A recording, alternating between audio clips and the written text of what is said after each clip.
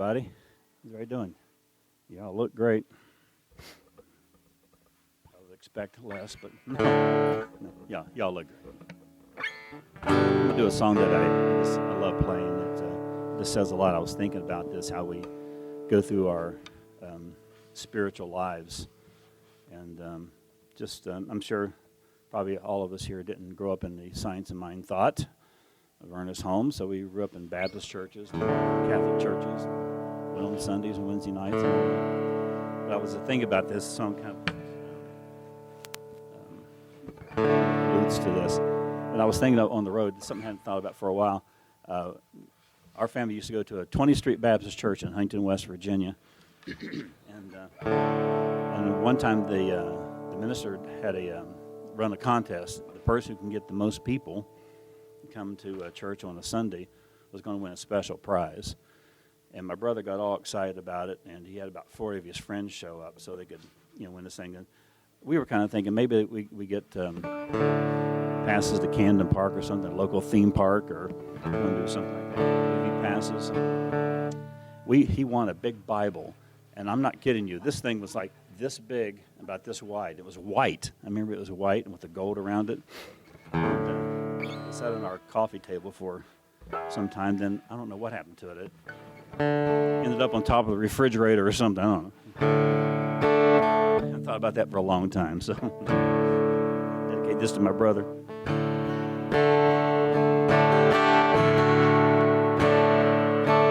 When I was a boy each week, Sunday we would go to church, sit and listen to the priest. He would read the holy word, consecrate the holy bread, and everyone would kneel and bow. Today the only difference is everything is holy now. Everything is holy now.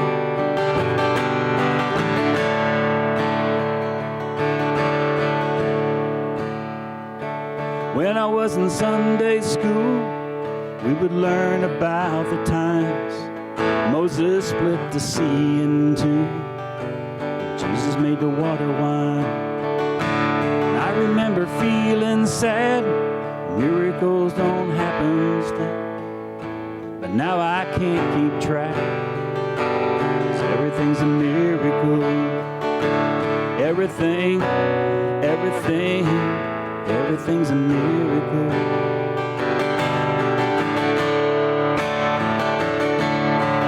Wine from water is not so small.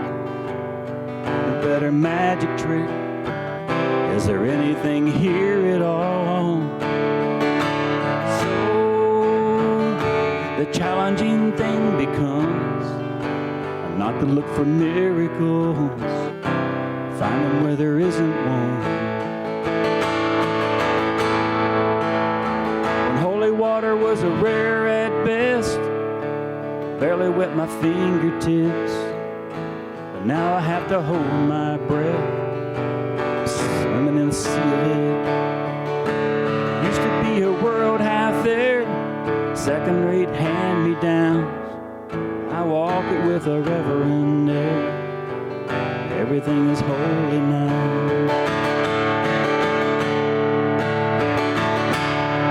Read a questioning child's face. Say it's not a sacrament. That'd be very hard to say. See another new morning come. Say it's not a sacrament. I tell you that it can't be done.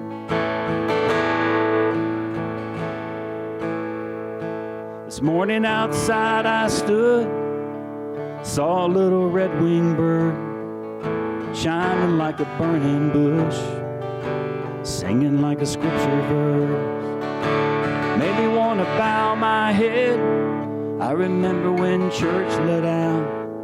Today the only difference is everything is holy now. There used to be a world half there, heaven second-rate hand-me-downs. but I walk it with a reverent air, 'cause everything is holy now.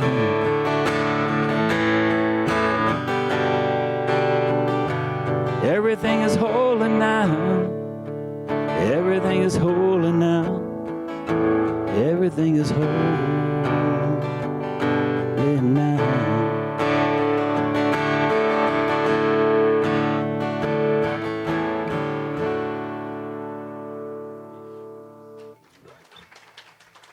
Thank you.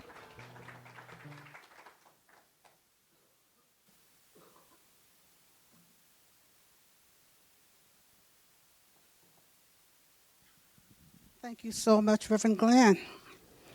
Everything is holy now. Oh, let's take a breath. I'm going to say what you expect me to say. Can you believe it's a new month? Can you believe it's November already?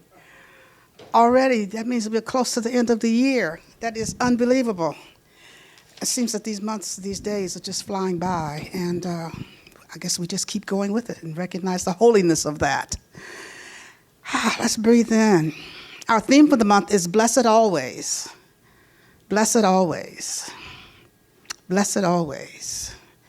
Because we're always blessed. We're always blessed. We're always blessed.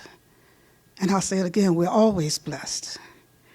And my topic for today is, can you stand to be blessed?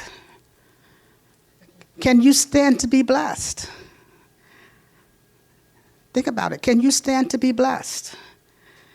And I ask that question because, well, let's just first of all look at the word blessed and what that really means.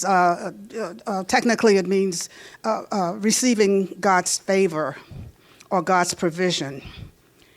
I call it receiving the goodness of God, experiencing the goodness of God.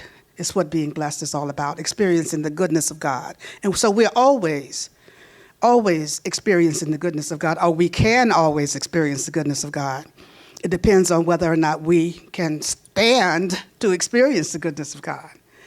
Because oftentimes we don't, and that doesn't seem to make sense. When we think about it in our logical minds, why couldn't we stand to be blessed? Well, I ask that question of you. Can you stand to be blessed? Can you stand to experience the goodness of God? Because there's something required of us in order to experience blessings. There's something that is required of us. First of all, it requires our willingness to experience the goodness of God. It requires our willingness to experience the goodness of God. It requires our openness to experiencing the goodness of God, the blessing of God. It requires our willingness to change so that we can experience the goodness of God. Because if we're not experiencing the all good now, then that means that something needs to change so that we can, because the all good is available to us. The all good is available to us always. And it requires our openness. It requires our availability in order for us to experience it. And my question comes back to you. Are you experiencing the blessings that God has for us? Because everything is a blessing. Everything is a blessing. It depends on our perspective. It depends on how we look at it. It depends on how we are willing where we are willing to put our focus. It depends on so many things. It's really all up to us. And the thing that's really hard about the science of mind is personal responsibility. Personal responsibility. We can't blame God for it. We can't say, God, that's God's will, or God didn't want me to do this, or God didn't want me to have that, or God didn't want me to experience this, or God wanted me to be fat, or God wanted me to be skinny, or God wanted me to be whatever. We can't blame God for it. It's personal responsibility. And that's hard. Personal responsibility is hard. It's so easy when we can blame somebody else. Well, it's so much easier when we can blame somebody else or some circumstance or some situation or whatever the case may be. We can put something outside ourselves. We can put the responsibility outside ourselves, on, as I said, on somebody else or something else or whatever the case may be. But you know what?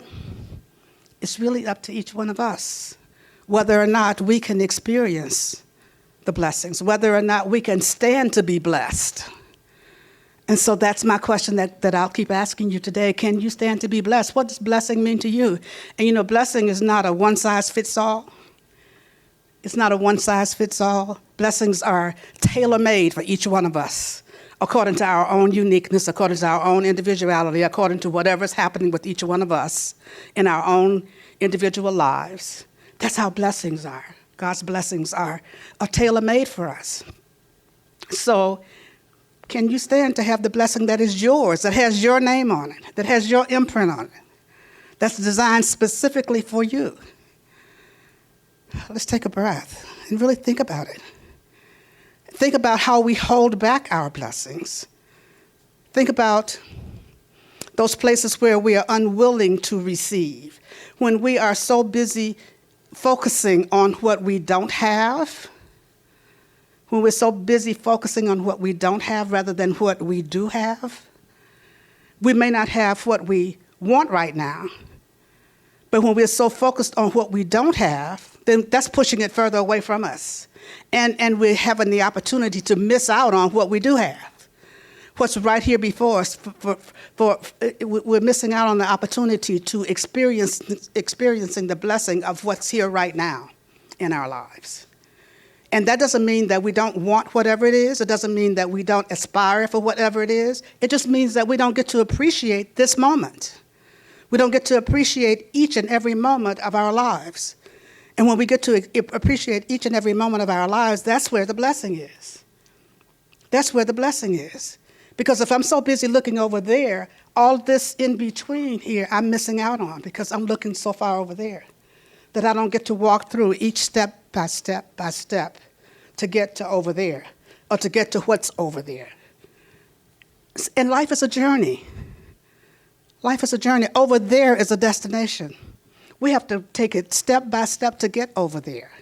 And so if we're so focused on over there, we miss out on the blessings of the in-between, the blessings of the journey. And so that's what I'm asking you to do. Focus on what it is you have. And yes, keep in mind what you want and aspire to what those things that you do want. And the things that you've not yet accomplished, the things that you've not yet gotten. But keep in mind that being fully present in the moment and living each and every moment of each and every day is where the blessing is. It's where the blessing is. And so many of us miss out on that because we're so busy looking at what somebody else has, looking at how somebody else got something, wondering how they got that and I didn't, comparing ourselves to others. And you know my commandment, the 11th commandment, thou shalt not compare. Thou shalt not compare. Because we never compare ourselves to equals. We always compare ourselves to somebody that's going to make us feel either less than or that we don't have enough or something that's going to make us feel superior to. But we don't compare ourselves to equals. And so thou shalt not compare. I may have told you this before. When I was in law school, I had a very close friend who was also my study partner. Let me just take a breath here. I don't know why that memory came up, but at any rate, she was my study partner, and she had been a teacher, and she quit her job when she started law school, and she moved back in with her mom. And so she was able to go to school full time and study all the time. And I worked full time. I was a full-time mom. And I went to law school full time because I didn't want to go to school at night because I had a daughter. So I went to school during the day, I worked during the day, and I did all that stuff. So I constantly compared myself to her. And we were constantly competing, if you will, for grades and who was going to be top of the class and whatever. I won, by the way. But at any rate, at the time, I was constantly complaining to my law partner. I worked in his office at that time, but I was constantly complaining about how easy things were for her, or how she didn't have to stay up as late at night, and all those things that happened. My study hours were from 10 at night to 2 in the morning. And then my day started again at 6 when my daughter got up to go to school and all that stuff. So for 3 years, that's how I lived, 10 to 2 studying, and then 4 hours sleep, and then going to work all day. And I always compared myself to her, and I was always feeling like she was smarter than I, she was better than I, she was going to do better in school than I. And he finally said, I get so tired of hearing you talk about her. You don't stop comparing yourself to her. You can't make comparisons unless you can compare equals. How many children does she have? How many children does she have? None. How many jobs does she have? None. And he just started enumerating the things that were different, the differences between the two of us in our lives, and it made me realize that, you know what, you're right, I'm doing pretty good. I'm a full-time mom, I'm a full-time student, I'm a full-time employee, and I'm still finishing, I think, number 3 in my class. So I'm doing okay. But I went through my first year comparing myself constantly to her and what she could do and what I couldn't do, and that made no sense. I was missing out on the blessings of what I was able to accomplish, what I was able to do. And so what I'm saying to you is, when we're so focused on other people's lives and how they're living theirs, we're missing out on what we're doing in our own lives. And I think it's really important for us to keep in mind that stay focused on what you want. Stay focused on where you are. Stay focused on the blessings that you can experience, the blessings that are available to you, instead of looking outside yourself, looking at the external. Because that only creates anxiety. It creates a sense of not enoughness. It creates a sense of lack. It creates all that stuff. All those things that we don't want are created when we are looking outside ourselves, when we're looking over there rather than being right here, fully present right here and right now in our own lives. And so that's what I'm inviting you to do.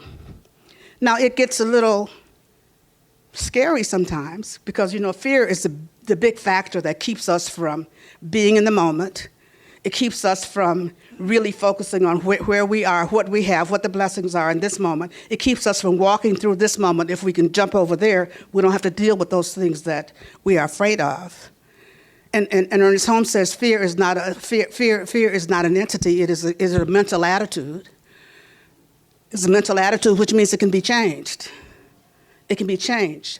And so whatever it is whatever the fear is that we have about doing something different, whatever the fear is that we have about changing our lives, whatever the fear may be, do it anyway. Do it anyway. That doesn't mean that we don't feel the fear. I'm not saying do spiritual bypass and pretend you don't have it, pretend you don't feel it. Feel it and do it anyway. Feel it and move through it. That's what we have to do when fear comes up about anything. It can be about something small. It can be about something large. Yes, I am really afraid.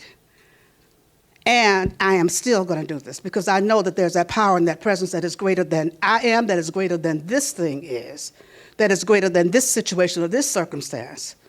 This is the truth that I know. And so when we can stay focused on the truth that we know, then we can walk through whatever it is and still be scared. Still be scared. We don't have to be superhuman. We can just still be scared and realize that God is in the midst of everything. Every situation, every circumstance, God is within me. God is and God is guiding me, directing me throughout this time. That's where the blessing is. In knowing our oneness, in knowing that presence, in knowing that power, in knowing that divine intelligence that knows all, that is all. And so when we can be focused on that, when we can be mindful of that, when we can be present to that, then we can stand to be blessed. We can stand to be blessed in ways that we don't even know that we can be blessed. There are blessings that come up that we didn't even know existed. There are things that happen that solutions that we didn't even know were available. There are answers to questions we didn't even know we had. But we have to be willing to walk through it. We have to be willing to be present to it. And so that's what I'm inviting you to do. Focus your attention on what you want. Focus your attention on where you are. Focus your attention on what you have, because energy flows where attention goes. Energy flows where attention goes. Energy flows where attention goes. So we keep our attention on what we want. We keep our attention on what we have rather than what we don't have, and walk through the getting of what it is we want. walk through the process. That's what life is all about. It's a process. It's a process. And then recognizing also that with every blessing, there's a responsibility. Blessings are not pain-free. They really aren't. They're not pain-free. Blessings carry responsibilities with them. We were so excited to be coming back to in-person services. That's a blessing for us to be able to get back together. It's a blessing for us to be able to see each other. There are so many people who have contacted me and said they're coming back to service, and then they contact me on Sunday mornings and tell me they're either sick or they can't come or whatever. And I'm glad to see the people who are here, and I'm glad to see the people who are coming. I'm glad to see everybody. This is such a blessing for us to be here. But do you know what a responsibility it is for us to get here on Sundays? There's a big responsibility. Do you know that you cannot even imagine what it takes to make it look so easy, what the staff has to do to make it look so easy. You don't know what it takes to get the sound equipment here. Because once we decided to come back in person, the blessing of in-person services, how are we going to get the stuff there? How are we going to break it down? Where are we going to put it? Where are we going to keep it? We had all those questions. What are we going to do with it? And I kept walking around and said, well, God will guide us, God will direct us. When the time comes, we'll know exactly what we're going to do. And every time that question came up, I kept hearing, see if there's a storage place close by that you can put things in. And I kept thinking about up and down Tatum. There had to be a storage place someplace around here. But I could never think of where there was a storage space. A few days before we started back to in-person services, I was walking around going through that whole, where are we going to put it? Must be a storage place somewhere, focusing, and it occurred to me, I have a storage space. I have a storage space 6 miles from here. Oh, you mean the answer was always here, right now? And it just never occurred to me. Every time the thought came up, put it in a storage place. I'm like, what storage space? Where? When? How? It wasn't time for me to know that. But when it was time for me to know that, the answer was there. Spirit said, you have a storage space. Oh, yeah. 6 miles from here. From the Embassy Suites to the storage space is 6 miles. So is it convenient for the staff to pick up things and have to rent a U-Haul and on Saturdays and then Sunday mornings come over to the storage space, load in all the equipment, bring it over here after service? They got to load it back in and take it back to the storage space? No, it isn't. But that's the responsibility that goes along with the blessing. That's the responsibility that goes along with the blessing.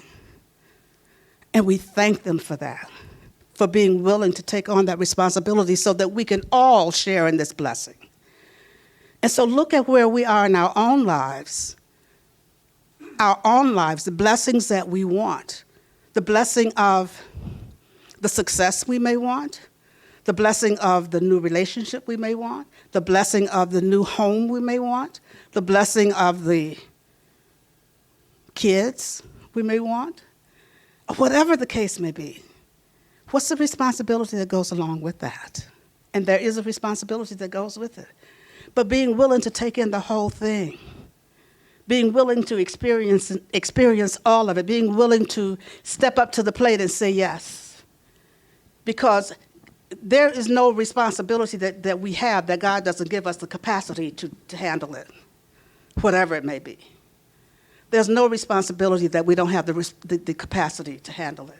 We don't have the help that we need to handle it. And so the thing for us to know is God is always providing for us. There's a blessing here. We accept that, we experience that, and then when we're done with that, then there's another blessing. God always has something new for us. There's always something new, always something new. But we got to do what's before us to do first. Experience that which is before us to do first so that we can move on to the next thing. But when we try to hop over there, it doesn't work. Doesn't work. That's why I always say, do what is before you to do. And when we do what is before us to do, then we are really getting to experience the blessing of that which is before us to do.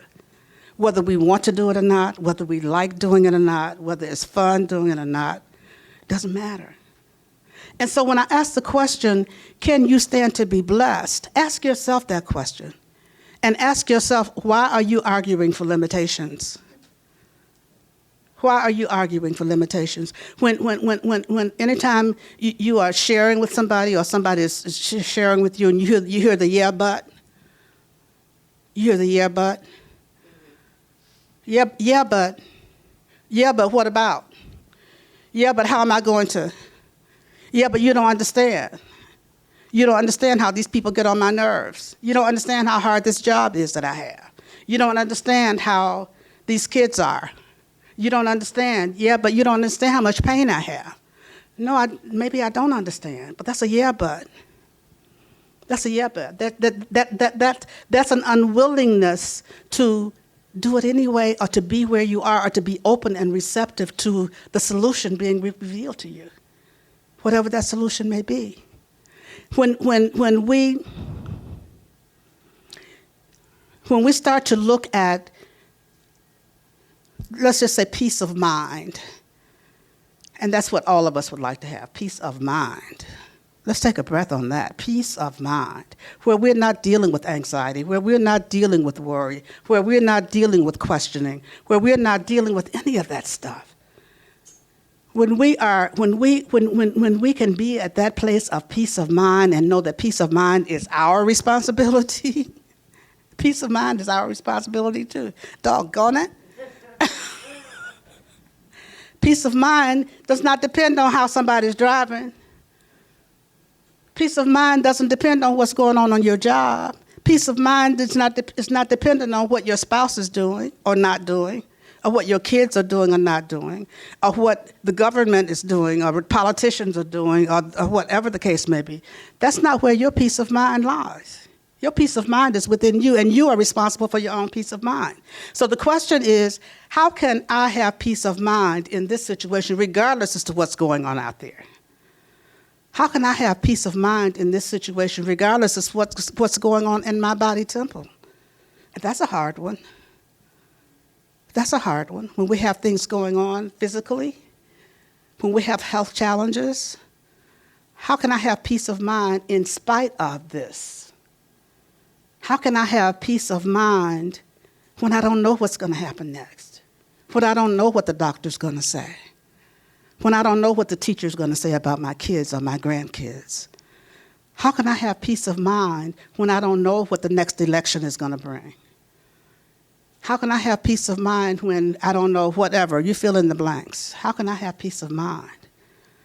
We can take a deep breath and come back to center and know that peace of mind is something that we are responsible for. We have to come back to that place of center. We have to find that way of maintaining our center, maintaining our peace, maintaining our well-beingness, regardless as to what anybody else is doing. And we can finger point all we want. We can blame others all we want. We can blame situations all we want. We can blame the economy. We can blame gas prices. We can blame all this other stuff. How can I have peace of mind if gas gets to be $10 a gallon? I may be concerned about how I'm going to get one place or another, or how I'm going to pay for it, or whatever the case may be. But how can I have peace of mind knowing that all is well, because I know even in the midst of a $10 gas price, $10 a gallon gas price, God is. The answer is. And if I can remember to return over and over and over and over and over and over and over again, when I can return over and over and over and over and over again to that one power, to that one presence, to that one mind, to that one life, to that one being, to that one divine intelligence that knows all, is all, provides all, no matter how much I worry or don't worry, God is still the provider. God is still the provider. So when I can be open and receptive and doing what I can do. And sometimes all we can do is sit down and do spiritual practice, sit down and do meditation. And you know what? Sometimes you can't even do that. Sometimes we can be so concerned, so upset, that it's hard to even sit and meditate. But if you can just start to breathe, start with breathing. Start with just recognizing, start paying attention to what you're thinking. How often do you think about what you're thinking? How often do you think about what you're thinking? How often do you think about what you're thinking? I want you to think about that. How often you think about what you're thinking? Because once you start to think about what you're thinking, you become aware of what you're thinking. When you become aware of what you're thinking, then that's when you can change it. That's when you can change it. That's the blessing of this teaching. Because we know that we can change our thinking. We change our thinking by when we have a negative thought, when we have a thought that upsets us, when we have a thought that concerns us, when we have a thought that we that's freaking us out. Change your thought. Replace it with another thought. Replace it with an opposite thought. That may not be an easy thing to do, but it takes practice. Who said it was going to be easy? It becomes easier. And by the time it becomes easier, then something else comes up. And it's something else for us to learn how to do. That's a blessing. That's a blessing. And I know that you guys, when I think about the things that we don't even consider blessings, and my mind is just kind of all over the place right now. And it's not just my mind. I know I'm hearing a lot of things here. You've heard me talking for the last couple of years about what a blessing Zoom is. What a blessing Zoom is. And I know how many of you hated Zoom, how you couldn't stand it. And I know there are people who still can't stand Zoom. Do you know that if it were not for Zoom, I wouldn't be able to see my daughter who has now moved to California? If it were not for Zoom, having watched her on Zoom for the last 2 years, talked to her on Zoom, had meals with her on Zoom for the last couple of years because of the pandemic, that was a blessing of the pandemic, having to learn how to use Zoom. The blessing of the pandemic, having to learn how to use Zoom, helped us to keep going, CLF to keep going over the last 2 years. You may not have liked it, but we still were able to keep going. We still were able to we didn't miss a Sunday service over the past 2 years, 2.5 years. We didn't miss a Sunday service. We didn't miss an Easter service. We didn't miss a Christmas service. We didn't miss a Thanksgiving service. We didn't miss anything. We didn't miss a practitioner meeting. We didn't miss a board meeting. We didn't miss anything. What a blessing Zoom was. No matter how much you complained about it, it was a blessing. It still is a blessing. And as I said, it's a blessing for me. I didn't get to see Rev.Sherry for very, very rarely. For a whole year, I didn't get to see her in person, but we saw each other on Zoom. We had meals together on Zoom. Now she lives in California. She's been gone a week now. What a blessing Zoom is, because we still get to see each other, and it doesn't seem like she's gone, even though I know she is. But you see what I'm saying? The blessing of the pandemic. Yes, there was a lot of loss. Yes, there was a lot of change. Yes, there was a lot of pain during that time. And there was also a blessing because we had to learn to live our lives differently. We had to learn to be more introspective, or we could have learned to be more introspective, because there was a lot of time that we didn't get to spend with other people. There was a lot of time that we had to learn how to do things differently. There are blessings all around us. As Reverend Glenn's song said, everything is holy now. Everything is a blessing. Everything is a blessing. Can you stand to be blessed? Can you stand to let go of the, yeah, but I don't like this? Can you stand to let go of the, yeah, but look at the way they're doing that. Look at what's happening over here. Look at what's happening over there. Look at what used to be. Can you stand to let all that go and be right here, right now, very present, and say, wow, what a blessing it is that we get a chance to look at each other. And right now we're looking at each other without masks on. We can sit closer together. We can share this space together. We can share this time together. What a blessing this is. Yes, this is a hotel room. But any room is a room that we'd be in. So what a blessing it is that we're here today.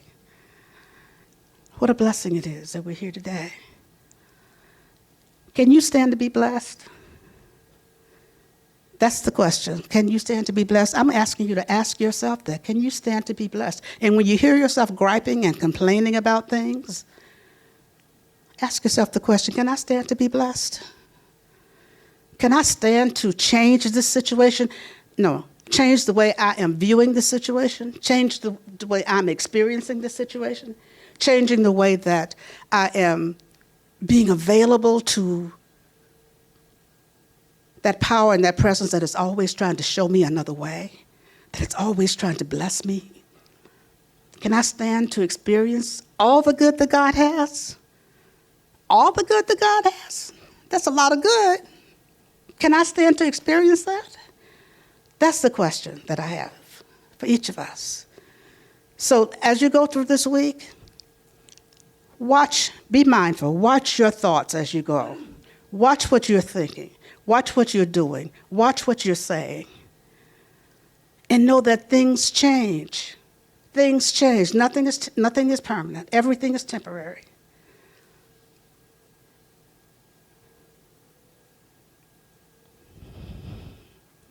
I was trying to think of a Ernest Holmes quote that he says, without change, there is no growth.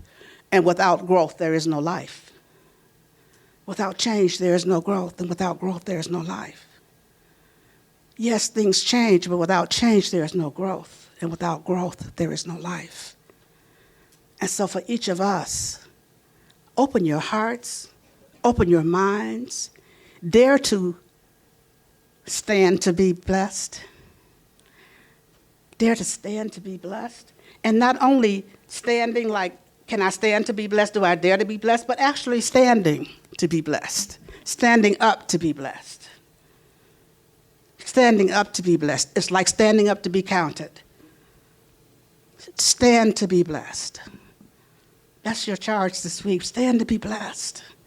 Allow yourself to be blessed. Allow yourself to experience all that God has to give us, all that God has already given us, all that life has to offer. We deserve that. There's no reason for us to be in this teaching and not experience all the good. If we really believe the teaching, there's no reason for us not to be blessed and not to experience all the blessings. So let's take a breath as we just turn within in this moment for prayer and just knowing and sensing and feeling that presence of God that is always right here, right now, right where we are. Loving us, caring for us, blessing us, keeping us, guiding us, directing us. Knowing that that power and that presence is the only power, the only presence, the only life, the only breath, the only activity, the only mind is God. The only intelligence is God. And this onlyness that is God is my life. It is the life of each of us here this day. It is the source of us all. And so just knowing this truth, I speak the word for each of us. I speak a word of blessing over each of us and all of us. Knowing that we are always blessed because this power and this presence is always right where we are. It is that from which we can never depart. It is closer to us than hands and feet. It is nearer than our breath, than our breathing. Think about it. This presence is nearer to us than hands and feet. How awesome is this truth? And so knowing this, I speak the word for each of us, speaking a word of total healing in every aspect of our lives. In our body temples, knowing that every cell, every organ, every tissue, every function of our bodies are filled with the presence of God, the love of God, that healing presence of God. Knowing that our bodies of affairs are filled with the presence of God, and that all things are made new. That God shows up in each and every life as whatever our need may be, whatever we may call it, God shows up as that thing, as the answer, as the solution, as the healing. And so I know that we can release and let go of fear, let go of anxiety, let go of doubt, let go of everything. Let go of anything that would block the blessing of the Most High God. And as we let go, I know that our lives are filled with love and peace and harmony and balance and joy and light and peace of mind. Our lives are filled with blessings. And I know that we all dare to be blessed. We all can stand to be blessed. We all say yes to the blessings. And so as I open the circle of prayer, I pause momentarily so that you may speak the names of anyone you'd like held in prayer. You may speak their names silently or loud, but you may speak them now.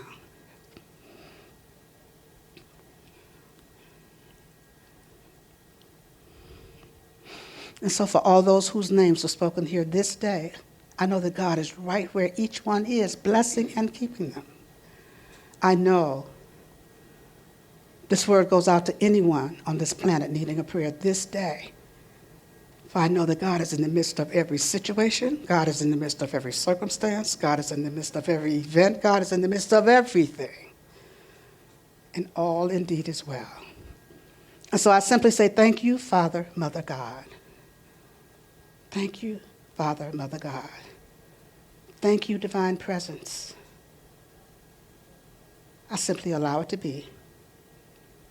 And so it is.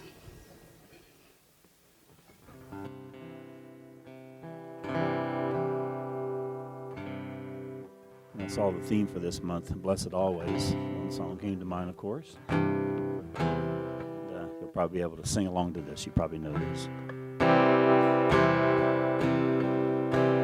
Blessed always, blessed always, for the arms of God surround us. Let our joy be so triumphant that we rest in God and say, Amen. Blessed always, blessed always, for the arms of God surround us.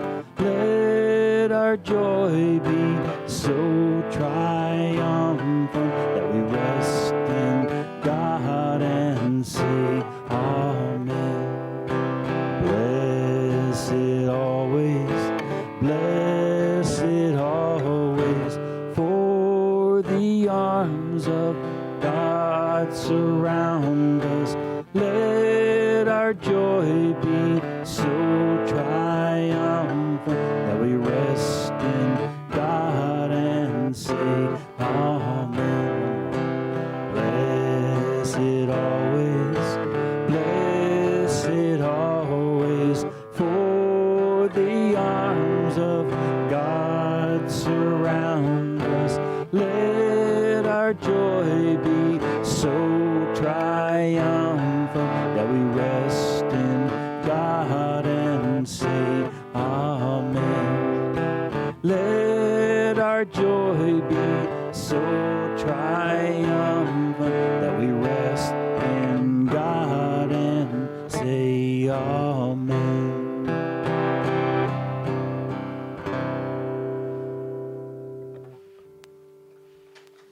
Thank you.